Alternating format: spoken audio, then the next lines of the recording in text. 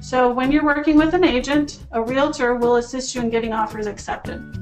Realtors are definitely helpful. It doesn't mean you have to use one in every deal that you do, but here are some of the pros of working with realtors that are licensed in your state. They can present and negotiate on your behalf. They provide a buffer between you and the other client, whether you're the seller or the buyer.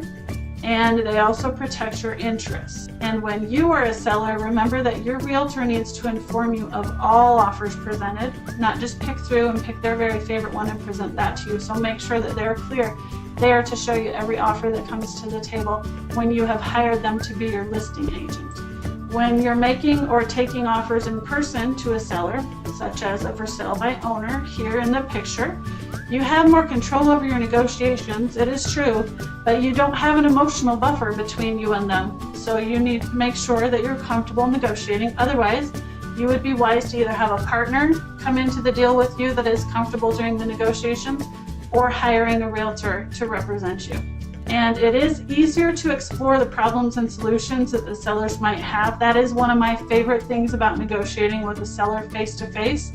You get to hear more of what's going on, and you are the one then in charge of asking the questions. And you can dig out a lot of information in a very nice professional way that allows you to figure out of your A, B, and C offer, which one they're most likely to accept and start with that offer. And you get to develop that personal relationship with the seller, which if everything goes well, is a real bonus. Sometimes you end up being long-term friends might be pushing it, although sometimes you may end up very friendly with them, but they can be good associates for you long-term. And they might bring other deals to you or refer other people to you as well. So there's a real benefit in getting to know the seller or the buyer.